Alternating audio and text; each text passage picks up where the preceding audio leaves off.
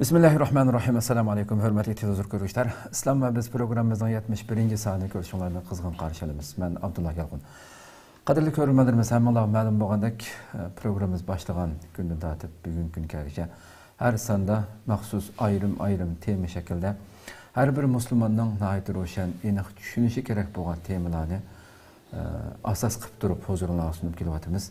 Bugün bütün e'lonimizda bergandek nəhayət muhim bir tema xalq ammasi hareketi ve aqliyati degan temani to'xtalganligimizni degan edik. Aldı bilan programımızın daimlik mehmani hammalar tanışıp boğan hürmetli ustad Dünya Müslüman Alimler Birliği şundaqla Şarq Türkistan Ulemalар Birliği azası Abdurrahman Jamal Kaşig'ali teklif qildik. Hurmatli vaqtdan chiqarib qadam tashkil qilganligi uchun ko'p rahmat etamiz albilan. Rahmat. Allah razı olsun. Qadrli ko'ruvchilarimiz, programımız YouTube ve Facebook kanallarımız orqali naq maydondan taqdirlanadi. Ekran alda chiqib turadigan nomerlar orqali programımızga aloqador fikr, taklif yoki savollaringiz bo'lsa yo'llashinglarni umid qilamiz. Shundaqla ko'plagan qarindoshlarımızdan foydalanish uchun ham bahrlab qo'yishni ham unutmaysizlar. Deganimdek bugungi temamiz nihoyatda inchki bir tema. Albatta har qanday bir jamiyat, har qanday bir davlatda u yerda bir o'zgarish, mayli siyosiy o'zgarish bo'lsin yoki bir islohot harakati bo'lsin, xalq ammasini ayirolmaydi. Xalqningki kuchi bilan shular o'zgargan vaqtida nurg'un ishlar o'zgarib ketadi hammamiz bilamiz. Bu masalani inshaalloh islomning nuri ostida to'xtalib o'tamiz. Mayli ijtimoiy siyosiy jihatdagi nuqtalarini ham xalqningki qanday jamiyat, qanday bir aql tafakkur bilan tafakkur qildi, buni kimlar bir yerga yuzlantirib elib ma'no degan temalarda ustoz bevosita kirib kelsak suhbatimizga. Aldi bilan shu temamizninki haqida biroz tushuncha baraka xalq ommasining xarakteri va aqliyati degan nuqtadan boshlab kirsak. Marhamat. Bismillahirrahmanirrahim. Cenab-ı Allah hamsına peygamberimizge dua salamlar olsun. Xalq ammasi her qanday siyasi yoki ijtimoiy islohot hareketining yoki o'zgarish hareketining halqiliq asosiy rolini temsil qiladi. Shunga xalq hareketi yoki omma xalq hareketini tadqiq qilish ko'plagan kishilarning ko'ngil bo'lishiga erishib kelmoqda. Chunki xalq hareketininki xarakteri, psixikasini tushunish va ularninki harakat shaklini yoki usulini bilish, ularga to'g'ri muomala qilish va ularni to'g'ri liniyaga yoki to'g'ri yo'nalishga yuzlantirishninki ochiqchi hisoblanadi. Shuningdek bir vaqtda ko'plagan kuchlarniki takror u yerda bir xil, bu yerda bir xil elib berilishning oldini og'ini bo'ladi. Bu sababdan islohotchilar va siyosiy arboblar siyosiy harakat qoidalari yoki islohot qonuniyatlariga rioya qilish bilan birlikda xalqning psixikasini, xarakterini, aqliyatini, engini va istilini tushunishi intayin muhim o'rin turadi. Chunki ularning harakati xalq harakatidan yoki xalqning hamkorligidan ayrilmaydi. Xo'sh. Endi xalq ommasining xarakteri va aqliyatiga qaraydigan bo'lsak, xalq ommasi ko'pincha vaqtlarda o'ylanishga ahamiyat berib ketmaydi. Ular aqliy jihatdan muhokama qilish qiziqmaydi. Xo'sh. Hatto aqliy va mantiqiy jihatdan tafakkur qilishdan yiroq tur desakmi bo'ladi. Hatto aqliy dalilga kelsakmi, uni qiziqib ketmaydi. Balki bularning ta'sirlandigini yoki bularni qo'zg'ay oladigan nimasi aqliy dalillardan bakrak hayajon xarakterdagi ifodalar, hissiyot xarakterdagi so'zlar bularni jiqroq ta'sirga ega qila oladi yoki ta'sirlantira oladi. Shuning uchun xalq ommasi cho'ng kichik kishilarning hammasini oson deb qaraydi. Mandal qilib bo'lmamdi deydi. Buni berib bir shikoyat qilsa bo'lmamdi. Masalan, u yerga bir az qilsa hal bo'lib ketmamdi deydi. Chunki u mantiqiy xarakterda yoki aqliy xarakterda o'ylanmaydi. Yoki aqliy jihatdan buniki oldi keynini yoki buniki ijobiy salbiy tarafini yoki buniki foyda ziyon taraflarga ko'ngil bo'lib ketmaydi. Xo'sh. Yana bu xalq ommasininki yana yuzaki bo'lganlik uchun yoki aqliy yuzaki bo'lganlik uchun xalq omma harakati krizis yuz bergan zamonlarda bizga o'xshash krizis ichida yashayotgan yoki qiyinchilik ichida yashayotgan bunday mezgilda tez ta'sirlanib keldi. Bu yer ta'sirlanish ya ijobiy jihatdan ta'sirlandi yoki salbiy jihatdan ta'sirlandi. Birisini yaxshi ko'rsa, uchirib yaxshi ko'rdi, birisini yomon ko'rib qolsa, yiqitishga to'g'ri yuzlanadi. Hatto ko'chining gaplariga ergishib ketib qoldi. Bu kriz yuz berganchalik xalq ommasida yoki xalq omma harakati degan bu hukmda yuz bergan ish kriz yuz bergan vaqtida ko'chining gaplariga ishinib ketdi. Shunga bu xalq ommasi ko'pincha vaqtlarda o'zlarining ish harakatlarini va gap so'zlarini aqliy tarozi qo'yib turib, aql nima deydi? O'zimning mustaqil tafakkurim nima deydi? E'tiqodim nima deydi? Axloqim buni nima deydi? Buni qo'ymasdan xalq manqamdiki menga boshqa mangapti shundan keyin men kollektiv menga deb uning keyindan qo'yga o'xshash agishib ketgan bunday xarakterga ega bo'lsa. Agar har bir shaxs men o'zimning ishidan mas'ul, so'zimdan mas'ul, faoliyatimdan mas'ul degan bu nuqtadan o'ylangan bo'lib qolsa, to'g'ri bo'lsa qo'llagan, xato bo'lgan bo'lsa, sen musulmon to'xtabdi, qiyomat kuni buningdan hisobini bersan degan bu o'lcham bilan o'yladi. Lekin o'ylanish to'g'an bo'lganlik, tafakkur qilish oz bo'lganlik, aqliy muhokama qiziqmas sababidan padiga o'xshash boshqalarga erishib ketadigan bu xil holat mavjud. Buni balkim padiga balkim ba'zi qarindoshlar eg'i kirishi mumkin, ammo amaliyotda psixika tadqiqotlarda bu xil ifodalar yoki bu xil atalg'ular xil keng. Masalan, Paylasof Gustav Le Bon'ninki bu vaqt yozgan, masalan, xalq ommasiningki xarakteri degan kitoblarga qarab baqsaq bo'ldi. Shundan bilan birlikda xalq ommasiningki xarakteri tunugun birisiga hayron bo'lib, uning ishlariga chavoq chaqan bo'lsa, ertasi yana birisiga, ya'ni ovozi ustunroq chiqqan, yangidan bosh ko'tarib chiqqan yoki yangi bir shuarni ko'tarib chiqqaniga chavoq chaldigan bu xil holat mavjud. Bu xalqninki xarakteri.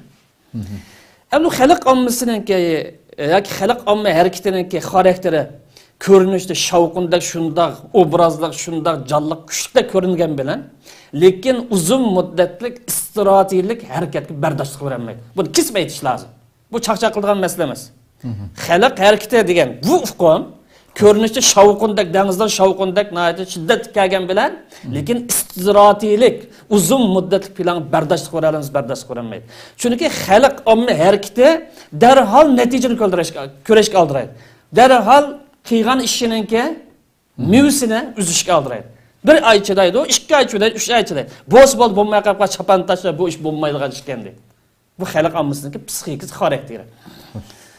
Bu sababdan strategik, ya'ni mustaqillikka o'xshash, hurlik harakatiga o'xshash, mustamlikadan qutulishga o'xshash, bunda uzun muddatlikni taqozo qiladigan bir faoliyatda, bir harakatda siyosiy prinsipga tayanmaydigan, siyosiy prinsipga ega bo'lmagan, siyosiy prinsipni yo'l xaritasi tutib bo'lmaydigan xalq omma harakatiga tayangan bo'lmaydi.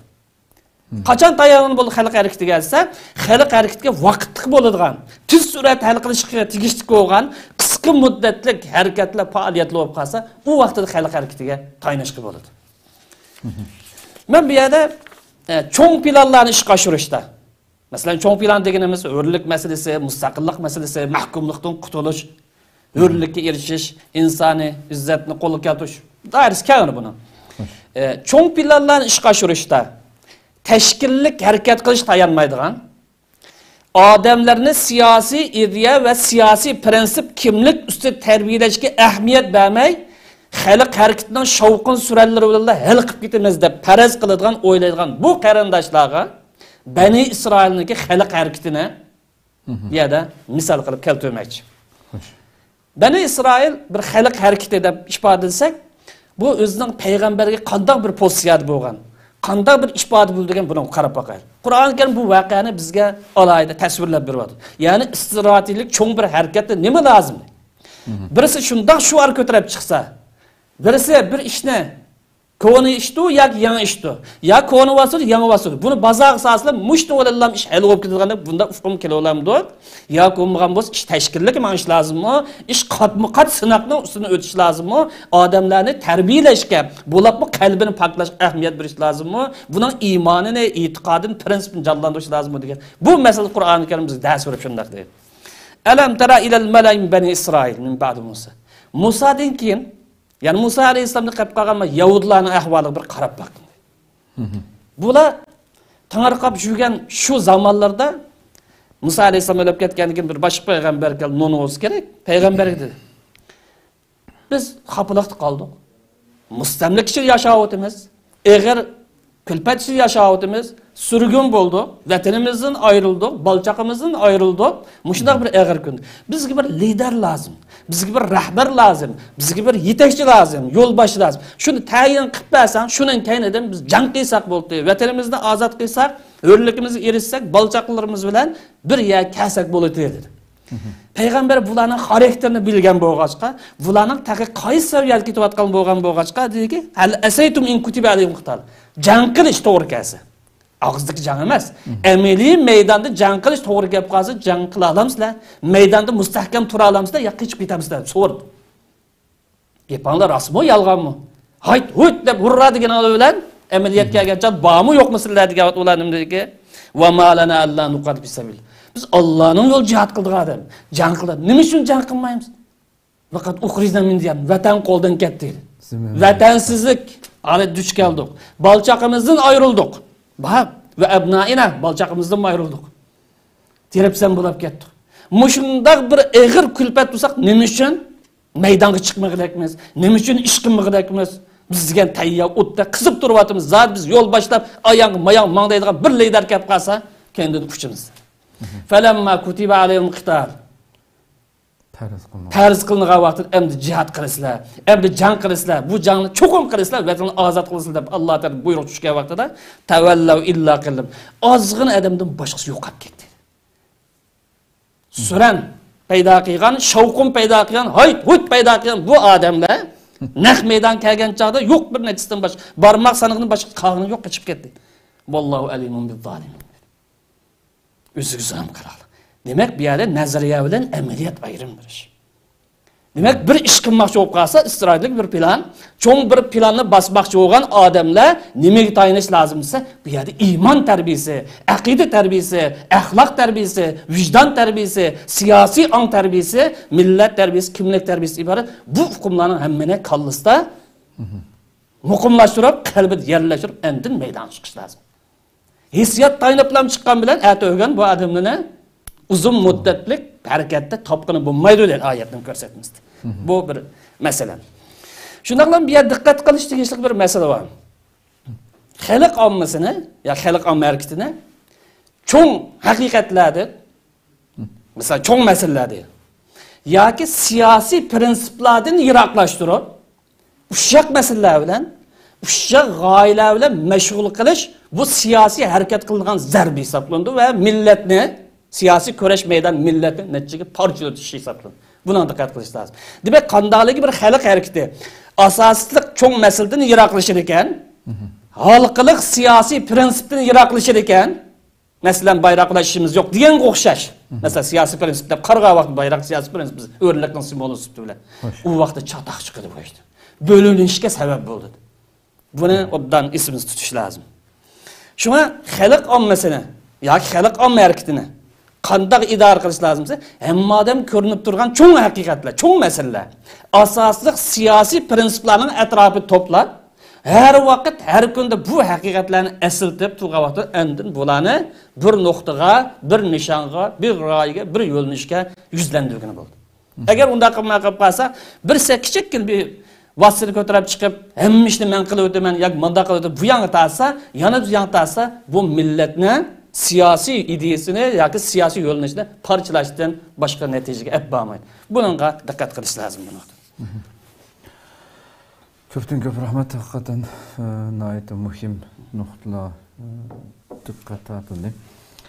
Ammo shu amaliyotda realligimizning shu qanchilgan yillik mayli bizning muajiratlik hayotimiz bo'lsin va boshqa islom davlatlaridagi nurg'unlagan chiqayotgan shu yerlik siyosiy o'zgarish xalq hareketlan boshlanib keyin nurg'un vayronchiliklarga kap bo'lib o'tgan necha yillardan buyon biz boshdan kechirgan xabarlardan bilgan narsamizmi yuqorida sizlab o'tgandek qiziqqonlik bilan yugurib chiqqan ishninki mustahkam 4 futini o'ltig'izg'ul bo'ldigan bir shaklda natija bermaganligini ochiq ko'z turibdi. Endi shu xalq ommasiningki ta'sir ko'rsatish doirasi haqida biroz xalq omma harakati qanchalik ta'sir ko'rsatadi deb ifodalash mumkin bu savolni. Dastlab shuni bilish lozimki, xalq ommasi davomli ta'sirlanish doirasida bo'lmaydi. Balkim ba'zi yetakchilar, rahbarlar, siyosiylar, arboblar davomli bu yetaklaydi. Xalq davomli shu yo'ldan keyin mana ta'sirlanib deb unda qarag'an olmaydi. Oxirgi kunlarda xalq yetakliguvchilarni maydonga tushirib o'tgandek bir manzillarni ko'rdik. Shuna bu xalq harakati, ya xalq omma harakati bir vaqtning o'zida ta'sirlanish va ta'sir ko'rsatish iqtidoriga ega. Buni aniq diqqat qilish lozim. Chunki xalq ommasininki mijozi, xalq ommasi bir faoliyatni boshlagan bo'lsa, mijoz bo'lsa, ba'zi vaqtlarda olimlarni har qaysidagi hatto siyosiy arboblarni o'zining nuqtasiga kelishga besim qiladi. Hattoki bular o'zlari tanlagan bir yo'linishga olimlar bo'lsin yoki siyosiy arboblar bo'lib qolsin, o'zininki tanlagan yo'li ijobiy bo'lishi yoki salbiy bo'lishiga qat'iy nazar, foydali bo'lish yoki ziyonli bo'lishiga qat'iy nazar boshqa sohadagilarni, ya'ni lider demaydi, sarkalarni shu maydonga kelishga, o'zlariga dastak berishga yoki o'zining kaynida ergishmoqchi, eng to'g'risi, o'zining kaynida ergishmoqchi majburlaydi. Buni ko'rdik, buni ko'rdik. Masalan, Do'lqin Aysoqqa o'xshash bir tashkilotning rahbari bo'lgan odam, "Men millatni boshqalar qutqizadi, mustaqillik ko'rishini qilyapti" degan odam, "Yo'q, meniki dadim, ota-onam bilan" degan bu yerga boshqa qistab keldi. Bu xalq harakatininki, xalq omma harakatininki ta'sir ko'rsatilgan doirasi bir misol. Endi yana bir misol olsak buningga 4-5 yil ilgari siyosiy harakatning markazi deb hisoblangan Istanbulda vatandan oqi tatu yo'llar bilan kelgan Xitoy istixborotininki hayajonlik bilan sakragan bir qism shaxslar siyosiy harakatning yo'linishini tamoman burab, bunun qilchi e'tibor bermay, bular ish qilmabdi, uxlabdi, hech ish qilmabdi deb ishlagan Suriyada qilish lozim deb olimlarga e'tibor bermadi. Ularning gapini anglamadi. Haqiqiy olimlarning va vaizlarni misol qilmayman bu yerda. Ham shundaqlar naq maydondagi siyosiy harakatlarga e'tibor bermay, ishlaganni biz qilish lozim deb besim qildimiz. Reallik emasmi? Reallik. Xalq harakati deb ifodalash to'g'ri o'sish shuni. Emine nuqtadagi misollarda o'tamiz. Şu bir yerde bazı sarkiler, hatta bazı siyasiyolar, siyasi makamdaki bazı şahslar özününki xaritasini aniq belgilab, nerede qo'llash, nerede qo'llamaslik, nerede ma'qul deyish, nerede yo'q deyishni aniq bilinmay qolib qolsa, xalq omma harakatininki ijobiy va salbiy ta'siri uchrab ketamiz. Bu reallikni ko'rdik. Shunga bir yerde siyasi prinsip ustida, muayyan xarita ustida harakat qiladigan siyosiy harakat bo'lib qolsa, bu boshlamchilik rolini, ideya rolini o'ynash lozimki, xalq ommasi boshlagan bir faoliyatning kaynini cho'glab tushirib ergishib bersa, unga yarashmaydi. Uning dardi yo'g'on dard bilan dardlanish lozim. Cho'ng g'oyaga asilish lozim. Bu hammadan qiladigan bir faoliyatda sakrab chiqish yoki qo'llash boshqa ish, lekin o'zini ash saviyaga tushirib qo'yish u ayrim bir ish. Bir ozdan keyin balkim to'xtamay, xalq ommasi ba'zi vaqtlar o'zining qilgan foydali va foydasiz, yaxshi va yaxshi bo'lmagan ishni taxmin biz manda ish qilyapmiz. Masalan, ba'zi ulamolar nima dedi? Xo'sh. Siyosiylar nima dedi? Ya'ni degani bizning kaynim keldi. Mening kaynimda mang sen dedi. Ishni biz qilyapmiz, ko'rdingmi? Ish deganda manda qilib senda uxlab yotmaslik lozim. Vatanni bu shaklda qutqizish lozim. Mening kaynimda mang demoqchi o'rnamas. Xo'sh. Endi bu yerda gapimizni xuloslagan vaqtimizda xalq omma harakati bir vaqtning o'zi ta'sir ko'rsatuvchi va shu vaqtning o'zida ta'sirlanuvchi rolni teng o'ynaydi. Buningga e'tibor berish lozim.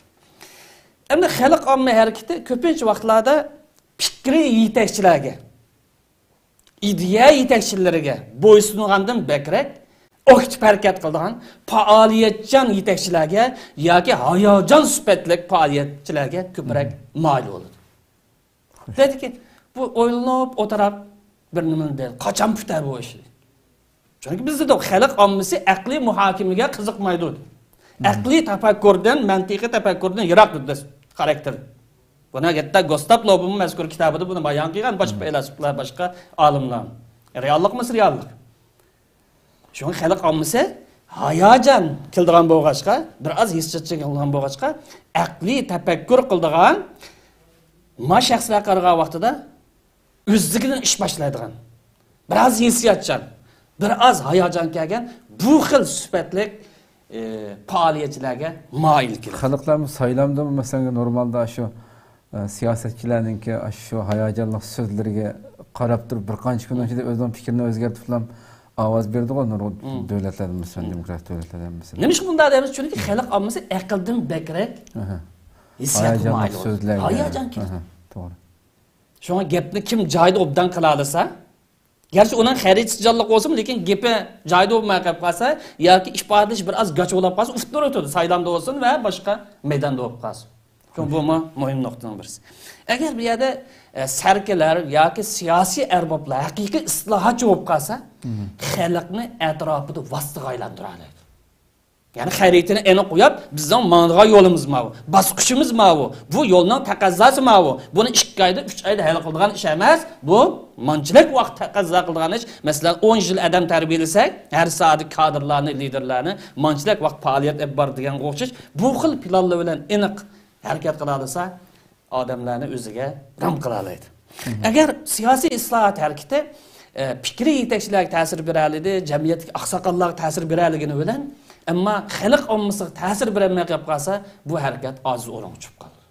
Chunki bu harakat faqatlam ideya yetakchilari bilan va jamiyatdagi oqsoqollar bilan ish qilmaydi, balki xalq ommasi bilan birlikda harakat qiladi. Shu bu yerda nima ish qilish lozim desa, uyg'otish harakatini olib borayotgan, islohot harakatini olib borayotgan, o'zgartish harakatini olib borayotgan bunday islohotning plani cho'qim xalqning psixikini tushunishi, xalqning dard alamlari yoki ehtiyojlari nima, buning hissdoshlik qilishi, xalq xitob qilgancha go'zal aqlani en güzel şekilde hitap qilishi hem shundan bilan birlikda xalqni bir nuqtaga birlik keltiradigan siyosiy harakat hitoblarimizni aniq o'ttirgan ifodalaydigan bo'lishi lozim. Mana bu vaqtda xalqni bir nuqtaga jamlab to'g'ri yo'nalishga sag'inadi. Undaqda mishal xalq ommasi masalan prinsip bilan manfaatga qanday qaraydi? Yuqori deydiganlar bu ish aytgan vaqtida to'liq bunga e'tibor berib ketamamdi yoki buni bir yerde bir mesele ayırış lazım. Teşkillik hareket. Yani teşkillik terbiyelengen adamlar bilen, yani sistemlik terbiyelengen adamlar bilen buna teşkilat azaları dep atsak, ya bir hareket azaları, ya cemaat azaları dep atsak, buna bilen normal xalq ommasini buna ayırıp qarash lazım.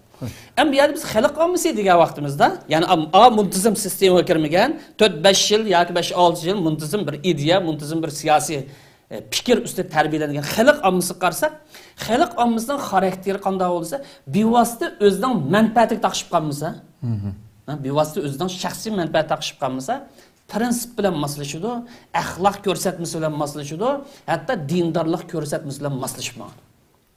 Lekin prinsip yoki qimmat qarash uningki foydasiga kamay qolib qolsa, u vaqtida u prinsip yoki qimmat qarashga ta'tib qaraydi. Bu xalq ommasida bor yoki ko'pinchalarda bor bir holat bo'lsa holat. Ammo xalq ommasida bu hamda bir pasiflik hodisalar holat desak yoki buni bir illat desak, buni qanday tuzatgan bo'lsa, xalq ommasida diniy tushuncha kuchli bo'lsa, ya'ni diniy kimlik tuyg'usi va milliy kimlik tuyg'usi kuchli bo'lsa, xo'sh, u vaqtda bu o'zining shaxsiy manfaatini cho'g'datgandan bakrak, yani özünün şahsi menfaat vazgeçip, xalqning manfaatini, millatning manfaatini ve stratejilik elib berilgan hareketning yoki planning manfaatini o'ylaydigan bo'ladi. Yani manfaat bilan nuqta qarab. Ama bir misal alsak, bazı vaqtlarda prinsiplar bilan manfaatlar o'rlashib ketadigan unda bir ahvol mavjud. Masalan, qachon yuz berdi bo'lsa, ba'zilar prinsipga xilof holatda siyosiy aqida deb atsak yoki siyosiy prinsip deb atsak bir masalani, ba'zilar bu siyosiy prinsipga xilof holatda vaz nasihat usulini nima uchun qildi desa, nom shuhrat uchun qilgan bo'lsa, yoki bir moddiy manfaatga erishish uchun qilgan bo'lsa, yoki hammasidanki oksoltimman, hammadan cho'ngilish lozim deydigan bu xil tuyg'u bilan yoki bu xil illat bilan qilgan bo'lsa, bu yer prinsip bilan manfaat orasida to'qinish yuz bergan bo'ldi. Yoki ikkisi orasida birlashib ketish, o'rlashib ketish ahvoli yuz berdi. Manfaatini prinsipni qurbon qilgan ahvol kelib chiqadi. Bu sababdan dinimiz prinsipga chaqirishga bo'lmaydi. Diniy prinsiplarga, axloq prinsiplarga, siyosiy prinsiplarga chaqirishga bo'lmaydi. Shaxsiy manfaatni onun üstü qo'yishga bo'lmaydi. Diqqat qilish lozim. Sizlar bu yerda dinning nomida vaz-nasihat qilayotgan bo'lsanglar, prinsipga chaqilmanglar. Prinsipni o'zingizlarning shaxsiy manfaatingizga yoki shaxsiy bozoringizga uni vasf qilmanglar. Bu sababdan dinimiz diniy prinsiplarni va olimlarni vaizlarni emas, olimlarni har qanday shubhadan himoya qilish uchun bularni ba'zi qori bo'lgan bo'lsa, ba'zi olim bo'lgan bo'lsa, ba'zi mujohid bo'lgan bo'lsa, ba'zi xayriy ihson qiluvchi yoki ba'zi tadqiqotchi yoki boshqasi bo'lgan bo'lsa, bu xil sifatlarni sizlar prinsipning ziniga vasf qilib olmanglar. Nom shuhrat uchun yoki moddiy manfaat ko'rish uchun yoki hammaning ustida o'ltiman deydigan bu xil illat uchun vasf qilib olmang. Agar o'yindalik qilib qolsang, qiyomat kuni birinchi qatam do'zaxning o'tisini ko'zladi. Olim bo'langlar, qorin bo'langlar, mujohid bo'langlar, baribir bakav. Prinsipga chaqchaq qilgansiz, maydoningizda mustahkam turolmaydigansiz, shaxsiy manfaatingiz uchun prinsipni ziyon kuchlayotgansiz, islomning prinsiplarini ko'rsatmalarini birinchi qatam xo'sh, do'zaxsiz ko'rsiz. Olimligingiz, men olim bo'lash uchun o'qigan desangiz, qorin bo'lash uchun Qur'on yodlagan desangiz, mujohid bo'lash uchun men bunday qilgan deb, ya'ni nom shuhratni asos qilgan bo'lsangiz, birinchi qatam ko'ydigan odamsiz dedi. Bu orqali prinsip bilan shaxsiy manfaatni o'rlashtirishni oldini olgan. Bunaqa binoan deymizki, shaxsiy manfaatni ishga oshirish yo'li. Nima bo'lishiga qat'iy nazar. Shaxsiy manfaat balki nom shuhrat bo'lishi mumkin, iqtisod manfaat ko'zlangan bo'lishi mumkin, yoki hammasdan cho'ngroq oks bo'lsam bo'ldi degan bo'lishi mumkin, balki doirasi keng. Shaxsiy manfaat uchun dinni va prinsipni xato qo'llangan. Xalq harakati degan bu nomninki oqsiq kiraverib siyosiy prinsiplarda mustahkam maydona turolmay, imzo qo'ygan va'dalarga rioya qilmaydigan bu xil vaizlar yoki da'vatchilar vaqtliq unum qozongandek turgan bilan ig'ir darajada ziyon tortib va tadrijiy o'zidan keyin e'tiborini tamoman yo'qdir. Shu bu yerda qipikka aldanmaslik lozim. Millatni tutib turadigan, millatni sog'lom qirg'oqqa chiqadigan, ozodlik, hurlik yo'liga chiqadigan narsa bizdeki bir bütün kimlik xaritasi, qimmat qarash xaritasi. Çünkü bununla çaqchaq qilib, o manfaat uchun, bu manfaat uchun deb yuzaki kichik manfaatni, cho'ng manfaatni ustidan tarmoq masalan, prinsipal masala ustida qo'yib olgan vaqtida utuq qozonganga ko'rinish bo'lgan bilan bu ig'ir darajada ziyon gap bor. Bu nuqtani obdan istishlar. Shunga bu yerda shaxsiy manfaatni prinsipga taqashqa yoki uningga ta'tir ishlatishdan hazar qilish lozim. Bo'lmasa, mayli olim bo'lsin, mayli qarisi bo'lsin, mayli mujohid bo'lsin, mayli yanimsiz bo'lib qolsin, mayli atalmış siyasetçi bo'lib qolsin, buning hisoboti qiyomat kuni ig'ir bo'ladi. Xo'sh. Unda odamda haqiqatan ham shundaq atalmış maddahlar, siyosiy maddahlar yoki so'zda vaizlar o bu degandek insonlar jiqlashib ketgan bir jamiyatda yashayapmiz, afsuski.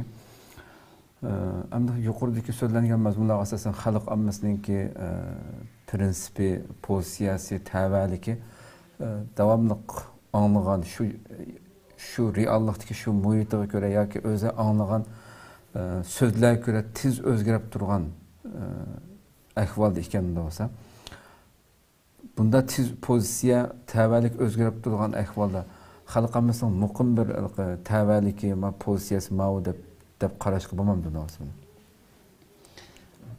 Bu xalq ommaning xotirasi yoki tutilish qobiliyati qisqaroq bo'ladi. Ya'ni qisqaroq bo'l deganimiz bu burun bo'lgan ishlarga jiq qilib ketmaydi. Chunki jiq o'ylanib, jiq izlanib, jiq tadqiq qilmagan ekan. 5 yil ilgari bo'lgan ish bo'lsa, unutib ketadi buni xotirasida. Hatto 3-4 yil ilgari bo'lgan nurg'u ish bo'lganimiz unutilib ketadi. Tunigan yuz bergan, ya'ni bir oyning ichida mush xotirasining cho'q peshonasi cho'q qisqab qolgan mush ish uniga bak ta'sir qildi. Xo'sh. Xotirasi qisqa deganimiz mush shu. Shunga bu xalq ommasi eng oxirida o'zininki aqliga ta'sir qilgan sharkatga yoki omilga yoki shaxsiga yepishib. Mush bo'ladi ekan, mush to'g'ri ish qildi ekan, yoki mush ish qilarligidek deydi. Gerçi ilgari pasiq bo'lgan bo'lsa-mu, ilgari yolg'onchi deb sifatlangan bo'lsa-mu, ilgari kazzob bo'lgan bo'lsa-mu, ilgari maydonsiz xoin deb sifatlangan nim bo'lishidan qat'iy nazar, oxirida bir ish qildi ta'sir qilgan bo'lsa, mush bo'g'idek ekan ya deb shuning ta'sirini qo'yadi. ilgari bir harakat yoki bir tashkilot yoki bir bo'lak odamlar nurg'un yaxshilik qilgan bo'lsa-mu, bu kallasidan buniki u qolmaydi. Shuning o'zi bilan birlikda bu xalq ommasining xarakteri tez o'zgarib turdi. Xo'sh. El birdam yaxshi ko'rdi, el birdam yomon ko'rdigan bo'lib qoldi. Tavbalik masalasini misol qilsakmi, tavbalikni tuzgar. Bugun bu tashkilotga tavba bo'lgan bo'lsa, atsa bu tashkilotga ketaverdi. Tavbalik o'zgardi. Bu xalq ommasining xarakteri. To'siz. Nima ish qilsa, chunki muayyan millatga bir butun vakillik qila oladigan siyosiy xarita ustida tarbiyalanmagan bo'lg'achqa, bular tavbalikni almashtirdi, o'zining xarakterini, mijozini o'zgartirib ketaverdi. Buni obdan diqqat qilib. Shunga tunigi odamlar nima ish qilmanda desa, bu odamga biz tarbiyani qanchalik berdik, qanchalik angsudik, qanchalik yo'lning xaritasini bu odamga ushtirdik. Buni qarasam, agar unda bo'lmay qolib qolsa, salom alaykumni yaxshi qilgan bilan, yo gilos taqib olgan bilan, yo bir nima qilgan bilan, u bavlar yo'qning arsida qo'llashni qo'llamaslikning arsidir. Tavbalikni o'zgartirdi, xarakterini o'zgartirdi. Shunga xalq ommasiningki xotirasi qanday qilish lozimsa, xotirasi qisqa bo'lgani uchun siyosiy prinsipdan davomliq bularga asıltib lazım. Ya'ni millatga bir butun vakillik qila oladigan, guruhvozlikdan xoli, yutvozlikdan xoli, bo'lgunchilikdan xoli, yana bir ayrishdan xoli holatda bir butun millat vakillik qiladigan siyosiy prinsipdan to'xtamay asıltib turish lozim. Keyin bu xalq ommasiga davomliq bu pat-pat yangiliklarni chiqarib turish lozim. Bo'lmay qolib qolsa, bu uxlab qoldi. Bu to'xtab qoldi. Bu ish qilinmadi. Bu hayacan dedik xalq ommasini, hissiyatchan dedik. Biz sizdan kichikgina shu yangish bo'lib qolsa, ko'zim ayon ketadi. Anda shab qo'yganmiz. Bo'lmasa aslida bu ish bo'lapmi? Bu siyosiy ko'rash yo'li uzun bir yo'l. Buni dastlabda bayqash lozim. Buning uchun jiq japa ketadi, jiq harakat ketadi, jiq zaman ketadi. Biz 70 yil emas, hozir 100 yillik berib qolgan to'da. Shu vaqtingizda hal olmayotgan bir masala bu. Bu mesele qandaqdir 2-3 ay ichida yoki 1 yillik plan, 2 yillik plan bilan hal qilib yetgan olmaydi buni. Bir vaqirash, bir hurvalda hal olmaydi bu mesele. Sinab baqqanli bo'ldi, hech qanday natija chiqmagan turdim ishlar Istanbulda mediyalamadim. Bijmeter mediyalamadi. Shunga bu ishqa qanday qilish lozimsa, xalqlarning bu xil chechlang'ulikka, tavbalikni to'xtamay o'zgartirishi, maydonni o'zgartirishi, yil o'ngga, yil so'lga bunda bo'lmas uchun siyosiy prinsipni ushirish lozim. Millat vakillariga siyosiy prinsipni ularga yodlatish lozim. Qaysi harakat bo'lsa. Endi xalq ommasi qarasa xarakter yana simvolliq shaxslarni yaxshi ko'radi. Kuchlik odamlar, xitobi kuchlik, so'zman, zubandaras. Uning axloqi qanday bo'lsa, ichida uning kari yo'q. Gapining to'liqqa qarab turib, mana bo'g'da ekkanda bani bir yurdi. Bu xalqning xarakteri. Faoliyatchi odamlar, u faoliyati mayli jonliq bo'lsin, jonsiz bo'lsin, millatga foyda yetkazsin, yoki kari yo'q, bir ish qildi emasmi deydi. Masalan, biz Cumhurbaşkanı'nda bijimi deb chiqdi. Qarshi bütün pasatning beshi, bu siyosiy harakatga bir balaning beshi. Shuning keyinda yana cho'glab yurdigan bir necha ahmoq odamlarni ko'gini bo'ldi. Uning o'xshab misolda yana nechini keltirish mumkin. Bu yerda haj yo'q. Xo'sh. Hatto bir qism kishilar borki, bu xalq ommasidan axloqsizlik bilan to'nilgan, iste'lilan normalsizlik bilan to'nilgan, maydonsizlik bilan to'nilgan. Bu adamlarning keyindimi bu ish qiladigan emas, faoliyat qiladigan emas deb oldi-keyini qarmay ketaverdi. Bu nimaning ifodasi? Siyosiy xarita yoki siyosiy ideya yoki siyosiy prinsipningki kallada bo'lmaganlikning xaritasi. Ya'ni hissiyat bilan, hayajonlik bilan ish qilganlikningki xaritasi. Buningda nimani ko'rib olishga bo'ladi desa, xalq ommasining sap tutishi, xalq ommasining maydon belgilashi va xalq ommasining muayyan bir harakatga yoki tashkilotga tabi bo'lishi prinsipga bog'lanmaydiganligini ko'rib olgan. Demak, prinsip bog'lanmagandan keyin yine Ahmetning qashida, yine Sametning qashida yuradi. Yine Ahmet qashida, yine mana. Hatto o'zining aqidasiga uyg'un kelmaydigan bo'lsa, musulmon turib. Hatto o'zining milliy manfaatiga uyg'un kelmaydigan bo'lsa, yine taqdir yine bog'da yuradi. Lekin siyosiy xarita buni bog'lab tursa, doiraning ichiga olib tursa, u yerda o'ngda solda, yine oshqon, yine abga, yine pas bo'lmay, o'zining normal sog'lom relista bo'lgan bo'ladi. Demek bir yerda xalq ommasininki sap tutishi, maydon tutishi o prinsip bog'liq emas. Shunga ketaverdi. U yoqqa, ila bu yoqqa. Endi bu xalq ommasi harakatida hayajonliq bir oz boshqasi qaraganchada jiqroq ta'sir ko'rsatdi. Xalq ommasining xarakteri hayajon, hissiyatchan bo'lgandan keyin kim hurran, jiqroq deyarsa, kim jiqroq to'layarsa, bu bir oz ta'sir ko'rsatdi. Chunki xalq deydi, bir sho'g'ilak deydi. Chunki xalq aqliy muhokamaga, ishninki ijobiy salbiy tarafi, buningki oq ko'rinishi bilan oldi ko'rinishi. Bu zot sog'lom milliy harakatmi yoki buning kaynida Xitoy istixborot bog'langan jibbomi? Buni o'ylanigidek yoki bu vaqt tasavvur qilganda kuchi yo'q xalqda.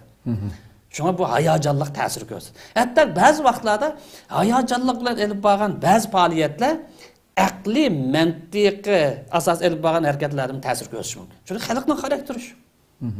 Ba'zi o'ylaroq ish qildi. Bir qadam oldamaz, bir qadam keyinga yurib ish qildi. Qachonmiz keyinga yanimiz, oldiga manqanimiz manqan, nim bo'lsak bo'laydi, o'lsak bu o'li. Bitta ko'rsinlar oldi. Turk saqchisiga turkimiz o'lab berayli degan o'xshab bir ifodali bo'ldi. Bu bir g'alati ahvol. Bu jang maydoni boshqa yerda. Bu buyagning foydasi o'ylab bersak. Buningga bu sababdan mustabidlar xalqning hissiyotchanligidan, hayajonligidan bak foydalanib ketdi. Masalan, buni misol olsak, 2010dan keyin Xitoy istixboroti Uyg'urlarning hissiyotidan foydalanib, Uyg'urlarni Suriyaga yuzlantirib o'tadi. Hissiyotidan foydalanib. Hissiyot nima desa, hurlikka bir yo'l ochilsa. Nima yo'li bilan? Xalifalik yo'li bilan. Xalqda bor bir hissiyotdi. Tagi sog'lom, lekin bo'lgan manba fasiddi, buzuqdi. Xitoyning qo'li va boshqa dunyo istixboroti shakllantirgan bir o'yan. Buni paqitanmaganlik uchun bu yer to'lqin kuchli kelib ketdi. Jonliq olimlar vatanda buni qilmanglar, bormanglar desimi, u ta'sir ko'rsatmadi. Bizning ba'zi saboqdoshlarimiz so'zlaglik ta'sir ko'rsatmadi. Hatto voizli ta'sir ko'rsatdi. Xitoy istixborot g'olchilik qildigan voizlar bu yerda cho'ng. Hatto Turkiyaga kelgan vaqtim Turkiyadagi bir qanchalagan ahlini o'z zamonasiga buni kuchi yetmadi, siyosiy harakatning kuchi yetmay ketdi. Mana bu hissiyotchanlikning ta'sirini bu yerdan ko'rib olgan bo'ladi. Xo'sh. Endi shundaqmi? Masala bunday bo'lishiga qarata bo'lsa-mu, prinsipchan kishilar xalqimiz o'lkilik rol o'ynay olsa, o'zi prinsip deb qarayotgan, siyosiy prinsip deb qarayotgan bu prinsipga badal to'lay olsa, qurbon bera olsa, mustahkam ching tura olsa, xalqni hamon atrofiga to'playadi. Xo'sh. Xalqqa ta'sir ko'rsatadi. Bugun omadda, bugun samatda, bugun ayon muayyan emas, muayyan xarita asosida muayyan ide mustahkam tura olgan odam, badal to'lay olgan odam, oz qosim atrofidagi odam bu oxir utib chiqadigan shu. Oxir natija qazg'inni shu. Bu hurralar uzun zaman davomlashamaydi. Lekin bu yana bir nuqta bor. Endişeге saldigan desak bo'ldi, lekin endişeге saldigan demeli diqqat qilish tegishlik. Bularni siyosiy arboblar, siyosiy faoliyatchilar yoki sog'lom dindoshlar yoki millatparvarlar, işte sog'lom kishilarning biz diqqat qilishlik bir masala bor. U olgan bo'lsin, xalq ommasining xarakteri bir masala borki, bular o'lkilik deb qaralgan. Yani xalqqa millat ulgu bo'la oladigan bu shaxslardan va simvollik shaxslardan bir kuni yuz o'rish ehtimollik har zaman ko'rinib turdi. Mana nuqtaga alohida diqqat qilish lozim. Xalq ommasining xarakterida xalqqa, ya'ni millat vakillik qila oladigan simvollik deb qaralgan, yoki o'lgilik deb qaralgan bu shaxslarda bir yuz o'rish ehtimoli har zaman ko'rinib turadigan bir qiyinchilik bor, bir masala bor. Bunga diqqat qilish lozim.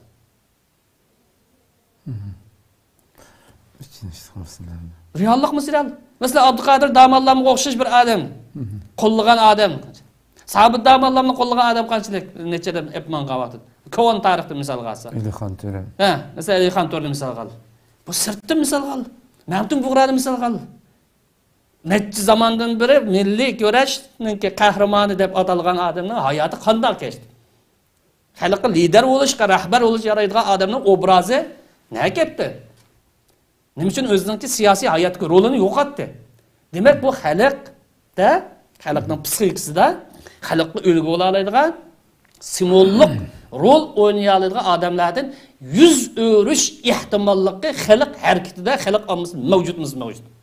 Shu bu yerda atrofida qarab baq 3000 5000 odam borgan ish yo'qdek deb bunday qiynalmaydi bu ishni. Vaqtliq ish o'z qiyin bo'ladi. Tiz bitirib o'tishda ishlab tiz hal qo'yish ish qilin. Ammo uzun muddatli xaritaga boshqa bir narsa lazım. Etraf qaraplam, ma'lumlamsa yo'q bo'lmaydi buni. Nima uchun bunday dedi desa, chunki xalq ommasi so'z cho'chakning munbat manbasi bu. Bular bizga o'xshash mahkumlik uchragan, mustamlik uchragan, krizis ishi yashayotgan bir millatda xalq ommasi so'z cho'chakning munbat tupruq hisoblanadi. Xitoyning g'olchilari, shpionlari, jasuslari Bunun için mullası olushi mumkin, ziyolisi olushi mumkin, doktor olushi mumkin, xotin kishi ayakshi olushi mumkin, tijoratchi olushi mumkin. Gapdan bir jihat chiqarsa, bu gap rostmi, yolg'onmi? Haqmi, botilmi? Bu shariat nima deydi?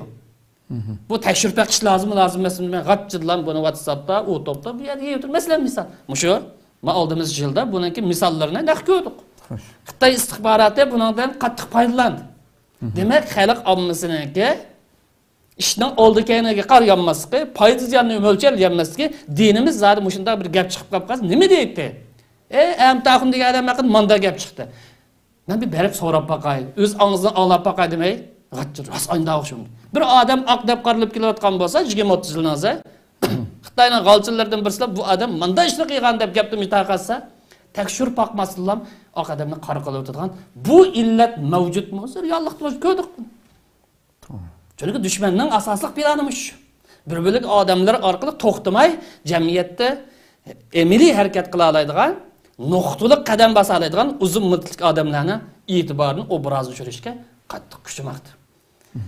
Uning ustiga bu xalq ommasiniki tiliga ega bo'lish nisbat to'van bo'ladi. Yani og'zimdan chiqib turgan davr. Ma chiqqan gapning har birisi qiyomat kuni hisobot va degan ma gapni o'ylasa demaydi. Kalbi pakrak adamlar to'xtab tura, bir musulmonga azob asim bo'lmas. Bu adam shunchalar bir japoni chekib o'tibdi yoki millatni deb ish qilib o'tibdi. Bu gap bilan buning yuzini tushursam bo'lmas to'xtab tura. Men bir ta'kidlab baqay, tekshirib baqay. Bugun tekshiramasam ish gapda bir yil ketar, ammo aniqlab gap qilaydi men g'atchirib jiyadi. Taqassa buni. Shuni aygish bilan. Shuni ashib, bu xalq qo'yga o'xshaydigan gap. Xalq ammasi bu bir harakatni bu orqali muloqot qilish mumkin. Qancha yil tarbiyalab yetishtirgan olmaydigan bir odamning obrazini yo'qda o'tish mumkin. Buni bu oldimiz yilda ko'rdik bu ishlarni. Hozirmi yuz beryapti bu ishlar. Bu ishlarning ba'zi yaxshi niyatli odam bo'lsa, ko'pinchisi yomon niyatli, maraz odamlardan yuz beryapti. Ammo buni taqtiyotganim tilga egilanmagan odamlar bo'ladi. Şu an ilgirki dersimizde bu hafta köprek to'xtalishimiz sebebi shu. Uning ustiga bu dushmanning tashviqot vositalari bu fursatdan foydalanib millatninki yetakchilari. Birimiz shu, ba'zilar yetakchi desa, "Oshim yetakchimi?" Unda sen chiqibsan yetakchilik qil. Xo'sh. Buni o'z kimdir osmondan kammaydi, arabdan kammaydi, amerikalikdan kammaydi, rusdan kammaydi. Bu millatning yetakchisi mush millatning o'zidan chiqadi. Uruq bo'lsin, simiz bo'lsin, paka bo'lsin, egiz bo'lsin, qabul qilishga e'tirof qilish biz majbur. Onimizdan, ağaçlarımızdan, hamurlarımızdan tukkunu aşıyor. Ma milletninki meblağ selep, meblağ sağlam olsa terbiyeligini aşıyor, çıkağını aşıyor. Bu meseleye reallik noktasından qarash lazım.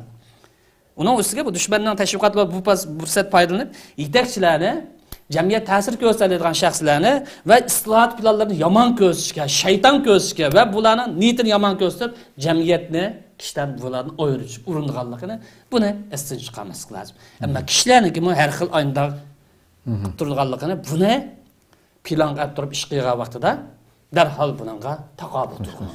Ishdan oldin olib bu xaritani unutib qolish bo'lmaydi. Tamam.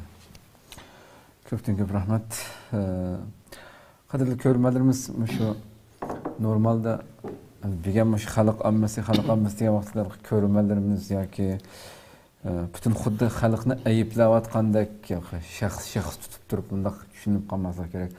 Bu ham bir ijtimoiy nuqtadan aytgan vaqtida mayli bizning millatga bo'lsin yoki biz yashayotgan Turkiyadagi yerlik qarindoshlarimiz bo'lsin, har qanday bir xalq ommasining ichida umumiy bo'lgan psixikalik masalani to'xtalyapmiz. Albatta bu nuqsonliklar, kamchiliklar shu yerdagi albatta başta bizning rahbarlarimiz bo'lib har qaysi davlatlarda millatga rahbarlik qilib mengayotgan rahbarlarniki, tashkilot raislarniki bu psixikaga asosan nihoyatda bejirim holatda ish elib mengishi kerakligini ogohlantiradigan bu ma'lumotlarni beradigan tema bu. Amaliyotda hargiz hech qaysimiz bu yerdagi maqsadimiz xalqimizni ayiblash yoki shunday ayib va buniki u degandek nishon ular qartilmagan, balki shu yetaklab mang'uchilarniki umumiy jamiyatdagi psixikani tushungan asosda ham ko'rguchilarimizningimi har vaqirgan odamdan keyindan ketmasligi,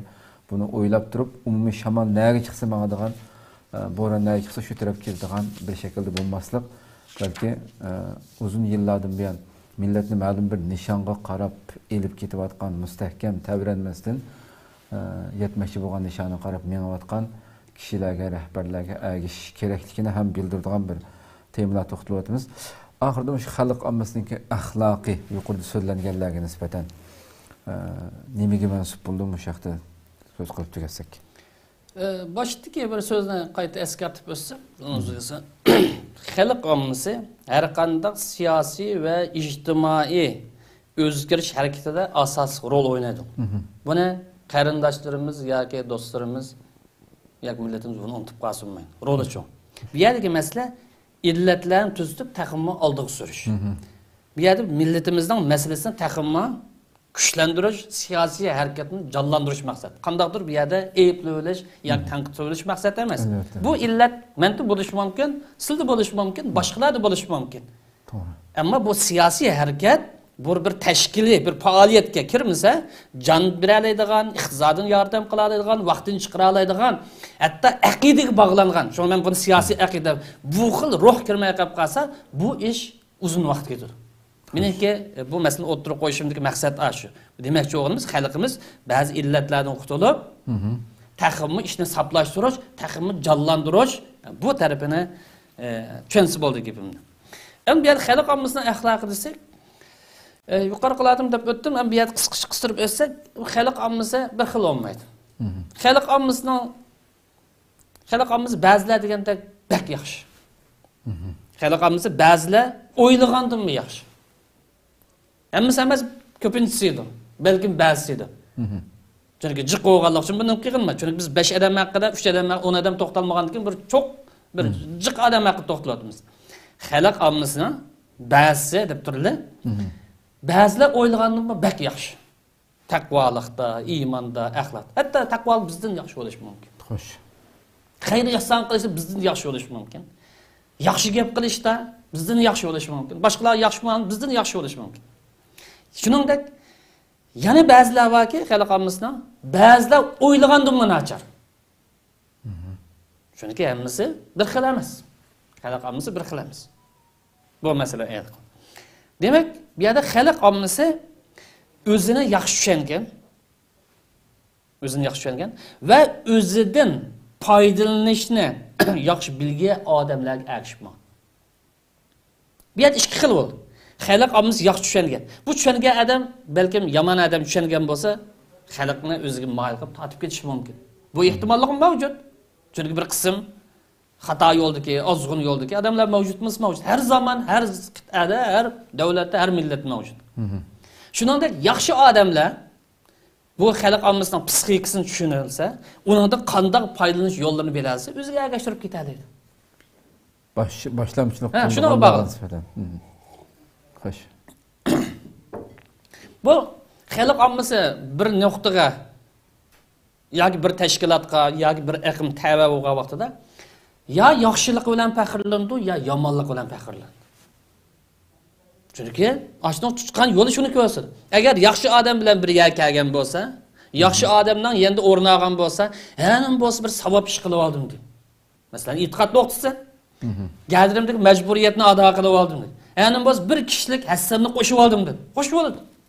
Agar uning qilgan ishi xato yo'lni chiqishi bo'lgan bo'lsa, boshqalarga nashrini sanjiydi, yoki haqorat qiladi, yoki g'aybatini qiladi, yoki uni uzun to'kadi, ish deganda bizda qilamiz, haqosanda ufqlamaymiz deb, yo o'zini bu yerda bazaq sanmaydi masalan. Demak, bunada faxrlanish ikki xil bo'ldi. Ya yaxshilik bilan yoki yomonlik bilan. Bu inson qarasak, insonning xarakterida ba'zi farishta sifat ko'rindi, ba'zi shayton sifat ko'rindi. Balkim bu ham ba'zi qattiq ketishi mumkin. İnsanın xarakteri muş. Çünkü insanın karakterinde farishta sifat oluş ve şeytan sifat oluş ibaret bu karakter mevcutmuş. Allah Teala bu ayette فَأَلْحَمَهَا فُجُورَهَا وَتَقْوَى İnsanda fasıqlık ve takvalık kubul kılıç karakter var. Yani insan takvalıktan en yüksek dersi çıkıp farishta sifatın bolalaydı. Fasıqlıktan, ebgalıktan yüksek dersi çıkıp şeytan bolalaydı. Ayetten gibi, benim gibi bilmez. Qad aflaha man zakka. Bu yerlik nokta qalbin pak tutgan odam, xalq ommasining ichida kim bo'lishidan qat nazar, er bo'lsin, ayol bo'lsin, boshliq bo'lsin, fuqaro bo'lsin, tashkilotchi bo'lsin, mustaqilchi bo'lsin, ya mustaqil odam bo'lsin, qalbin pokligan odam bu muvaffaqiyat qozonadi. Vaqat xabmen desa. Biz siz açıq gap qağanlıq bilan, biz seni yaman kögənlik bilan, biz seni xalmığanlıq bilan qalbini marazıl toşqızıb alğan, illetli toşqızıb alğan, yamanlıq bilan toşqızıb alğan, zəhərxan toşqızıb alğan adam bolsa, bu ziyan tatır. Bu Allah'ınki sözü. Bu yerdə yana qısdırıb işaret qilishlik bir nokta, xalq almasından içinde bəziler yo'q qilan bir sebepten çoğun bir işler ta'sir ko'rsatadigan bunday illetler mavjud. Yani ma işni nima uchun qildingizsa binas deyolmaydi, qilsam deydi. Yani en yaman xarakteri bir ishni oddiy bir sabab uchun qilib turgan ish bo'ldi. Masalan, birisi bir quruq gam taqish orqali bir tashkilotning inovatini to'kadigan deydi. Yoki bir cho'ng yetakchi sifatlik yoki sarkadayli yetakchi demaydi. Sarki sifatlik bir odamning inovatini tushirib o'tadigan. Bu qiladi. Nima uchun qildingizsa, ya qarab turish mumkin. Demak, sababini ko'rsatsa, yo'qlan bir sabab bo'lgan bu xil holatdir. Bu sifatli odamlar qanaqsa, xarakter yomonlik maylidan. Ya'ni nafsini tozalamagan, qalbini pok qilmagan odamlar yuz beradigan illatmish. Shunga bu davrimizda, bu naqadar davrimizda, mayli sirtda olsun, mayli yurt vatanimizda bo'lib qolsin, xiyonat ahvollari. Milletimiz xiyonat qildigan, aqidasi xiyonat qildigan, kimlik xiyonat qildigan, umumiy xiyonat qilayotgan ahvollarni mana bu yomon xarakterninki. Ammara bisu bu ruhninki, ya'ni yomon ruhninki eshib ketayotganlikdan buni tushunib olsak bo'ladi. Shu bu sababdan tagidan qarasak yaxshi bo'lmagan, ya'ni tagidan qarasak nachar odam emas, lekin yaxshi odam. Bu yomon odamlarning ta'siriga uchraganlikdan yoki yomon bir ideyaninki ta'siriga uchrab ketganlikdan yaxshi odamlar to'sqinlik qildigan, islohot harakati to'sqinlik qilgan bu xil illatlarmi mavjud insonlik dunyosida. Xo'sh. Bu nimaga bog'liq desa, yuqori fa'alhamaha fujuraha va taqvo degan oyatga bog'liq. Bir odamning qalbi pok bo'lsa, xalq olmasida, bir odam bir yaxshini qilgan bo'lsa, duo qiladi. Hech ish qo'ldan kelmasa, Alloh ashuna ishga bir muvaffaqiyat bergan, unumli qilib bergan, mush orqali xalqimiz bir nafas olsin, omon eson bo'lsin deydi. Qalbi pok odam bo'lsin. Qo'lidan kelsa iqtisodiy jihatdan yo'laydi. Qo'lidan kelsa o'zi hassiz qo'shildi. Qo'lidan kelsa bir yo'llar bilan madad berdi azab. Agar qalbi pok odam bo'lmay qolib qolsa, maraz basib ketgan, illat basib ketgan, qasovatlashib ketgan, dotlashib ketgan odam bo'lib qolsa, ishni oshiq qilib ketaman dedi. Men qilsam bo'ldi dedi. Bu ish uning qo'li bilan emas, mening qo'lim bilan vujud chiqsa bo'ldi. Men boshi bo'lsam bo'ldi, eng cho'ng men bo'lsam bo'ldi. Buna hammasi illat, maraz. Mana ma ziyon kesib qiladi, maqil ruh degan nachar sifatga odamlar ko'z. Qandaqdir bu yerimiz maqsad emas. Demak, bu insonlarda xarakter bir xil emas. Yaxshilik xarakteri va yomonlik xarakteri bor. Endi yomonlik qilgan bo'lsa, yomonlik yuz bersa, nada yuz bersa, aqidaning ojizlab ketganlikdan yuz berdi. Yoki aqidasi ojiz emas desakmi, ba'zida uning aqlini ishlatmaganligi uchun ikki illatning birisi. Ya aqidasining ojizligidan yoki aqidasi joyida saqlam desak, aqlini ishlatmaganlik, ya'ni mustaqil tafakkur qilmaganlik. Ba'zi odamlar borki, haq mushangni bilan men yuraydi. Ya'ni biz qo'yib, haq moyam ketib olmamda, ma 3 odam qolib 3 odam qildim, 100 odam bilmaydi. Ammo dinimizning, payg'ambarimizning desa, la takunu imma'ad.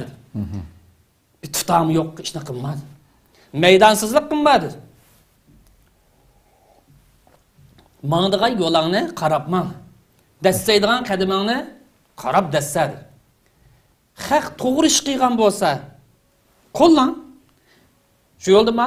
Agar haq xato ish qilgan bo'lsa, hammamiz xato ish qilgan, sen yolg'iz qolsang, o xato yo'lga kirmadi. Maydonsizlik qilmadi. Men oz qoldim, yolg'iz qoldim, haq maydonga ketib olsa, unda tur. Maydoning muqim bo'lsin. Aqidang bilan muqim bo'lsin, dining bilan muqim bo'lsin, prinsiping muqim bo'lsin. Bu yo'lning xarakteri shu. Şunu bir yerde hak hata yolda mansa, ideyası buzulgan bolsa, ahlak buzulgan bolsa, onun dapçaliş belgini ya onu qo'llash belgini bo'lmaydi.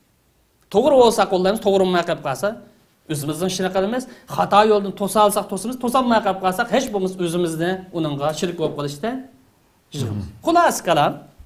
Bu xalq ommasi bilan qanday qilgancha to'g'ri muomala qilgan bo'ladi. Bular bu yerda yetakchilar, sarkilar, siyosiy arboblar va jamiyatning oqsoqollari.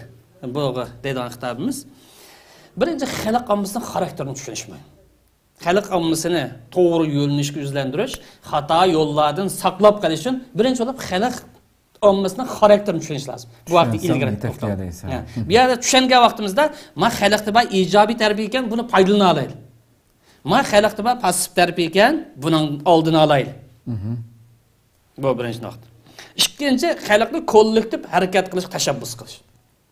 Chunki yolg'iz qolib qolgani bo'riya degandekmi, shaytonning tatib ketmaslik uchun, dushmanning tatib ketmaslik uchun yoki nachar odam ketmaslik uchun yaxshi odamlar doirasiga kelish. Ya'ni kollektiv ruhiningki avjag'anligi, aqida ruhiningki tajalli etganligi, millatparvarlik ruhining namoyon bo'lgan ifodasi. Demak, kollektiv ruh chiqashqa vaqtda shaxsiyatchilikdan qutuldi degan. Kollektivning manfaatini o'ylaydi, millatning, xalqning manfaatini o'ylaydi. Bu ruhni ishga oshirish. Uchinchi, prinsipda cho'ngtirish.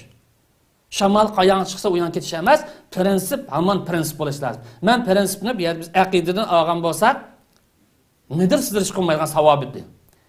Agar milliy nuqtadagi prinsip bo'lgan bo'lsa, buni siyosiy prinsip deb ataymiz. Buningda nidir sidirish qilish bo'lmaydi. Masalan, mustaqillik millatning irodasi, ba'zida xalqning irodasi bo'lgan.